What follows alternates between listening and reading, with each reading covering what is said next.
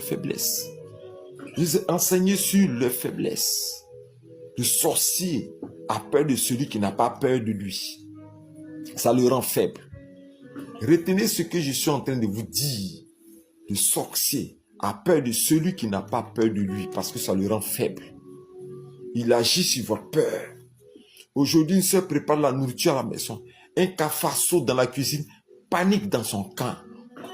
Aujourd'hui, un frère s'en va, une souris passe dans la douche, panique dans son camp. On a peur de tout. Ils ont peur de tout. C'est l'Éternel qui est notre bouclier. Ils te combattront. Il t'a fait cette promesse. Il n'a pas dit qu'ils ne vont pas te combattre. Mais il dit qu'ils te combattront, mais ils ne pourront pas te vaincre. Est-ce que vous comprenez ce verset? Il n'a pas dit qu'ils ne vont pas te combattre. Il dit que les confréries te combattront, mais ils ne pourront pas te vaincre. Amen. Il t'a encore fait une autre promesse en te disant que toute âme forgée spirituellement contre toi sera sans effet. Mais tu as peur de quoi? Tu as peur des gris-gris. Tu as peur des fétiches. Tu as peur de quoi? On dit cailloux sacrés. Moi, je dors sur cailloux sacrés. Je dors jusqu'à matin. Je suis à l'aise. Rien ne m'arrive. Parce que l'esprit qui est en nous désactive le pouvoir. Aïe! Faites-moi dormir dans une case où il y a des fétiches. Faites-moi dormir dans une case où il y a des fétiches. Je dors à l'aise. Je mets ma natte dans la case. On ferme la porte. Je prie, je dors à l'aise. Matin, je me lève. Toute la moisissure prend là-bas parce que Jésus-Christ est avec moi. C'est pas moi qui dors là-bas. C'est l'esprit qui est en moi qui dort là-bas. Donc ça va pourrir tout. Vous avez peur de quoi?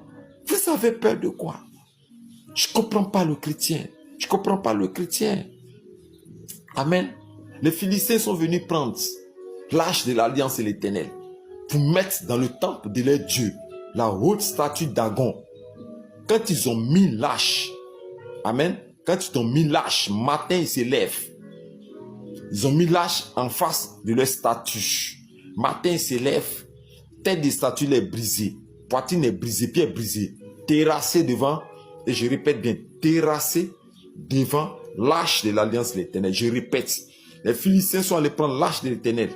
Allez-y déposer quelque part d'autre. Ils osent prendre l'arche de l'Éternel pour aller dans la maison sacrée de leur Dieu qu'on appelle Dagon. Une haute statue. Ok? Ils les mettent face en face. Matin, ils viennent ouvrir. Ils voient que la statue de Dagon s'est prosternée devant l'arche de l'Éternel. Tête, poitrine, pied, tout est brisé. Boum! Il est prosterné devant l'arche de l'Éternel. Mais nous, ce n'est pas Dagon qui est en nous. Le même Dieu que nous prions, il est en nous, c'est l'Éternel Dieu.